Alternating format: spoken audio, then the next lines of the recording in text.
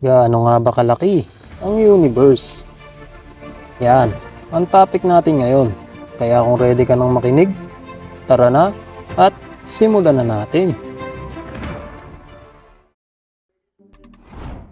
Ang universe ay napakalawak at halos hindi masukat.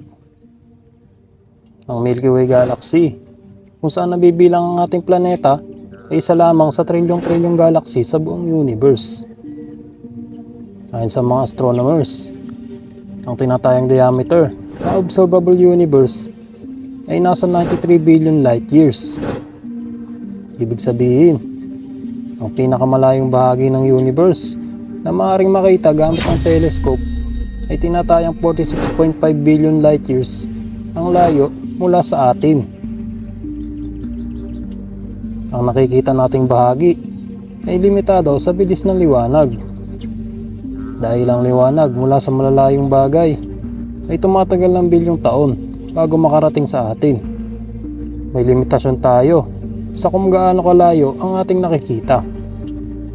Ayon sa Big Bang Theory, ang universe ay nagsimulang mag-expand mula sa isang maliit at siksik na punto 13.8 billion years na ang nakalipas.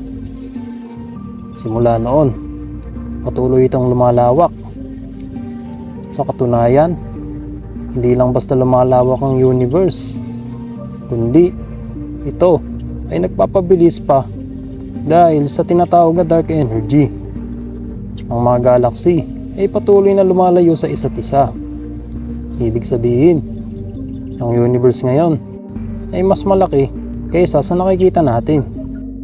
Bagaman ang observable universe ay may diameter na 93 billion light years, ang tunay na laki ng kabuuang universe ay posibleng hindi masukat o walang hanggan. Hindi pa alam ng mga siyentipiko kung hanggang saan ang sakop ng universe dahil wala pang teknolohiya upang sukatin ang buong kalawakan. Posible ring may mga bahagi ng universe na hindi na natin makikita kailanman dahil mas mabilis ang pagpapalayo ng mga ito kaysa sa bilis ng liwanag. Ang universe ay binubuo ng trilyong-trilyong galaxy. Bawat galaxy ay naglalaman ng bilyong-bilyong mga bituin. Halimbawa, ang Milky Way Galaxy na ating kinalalagyan ngayon ay isa lamang sa napakaraming galaxy. Sa kabila ng pagiging malawak at puno ng mga bituin, ang karamihan ng universe ay binubuo ng dark matter at dark energy na hindi direktang nakikita o nararamdaman pero may epekto sa gravitational pull at pagpapalawak ng universe. Ayon sa ilang teorya, posible ring mayroong iba pang mga universe bukod sa atin na tinatawag na multiverse. Kung lalayo tayo ng kaunti, makakakita tayo ng mas marami pang galaxy na halos kapareho sa ating Milky Way.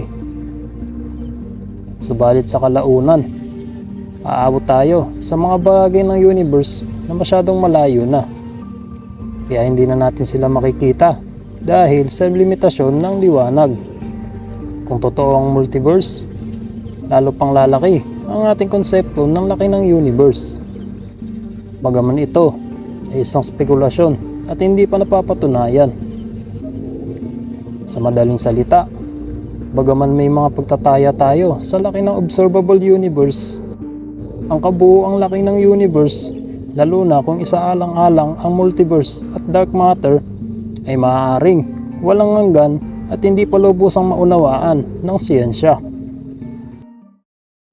Kung nagustuhan mo yung topic natin, ay paki-like naman itong video at mag-subscribe ka na rin.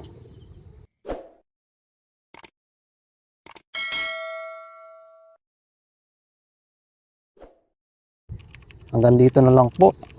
Muli, ito ang channel na magbibigay sa inyo ng kaalaman. Ito ang Talakayan Channel.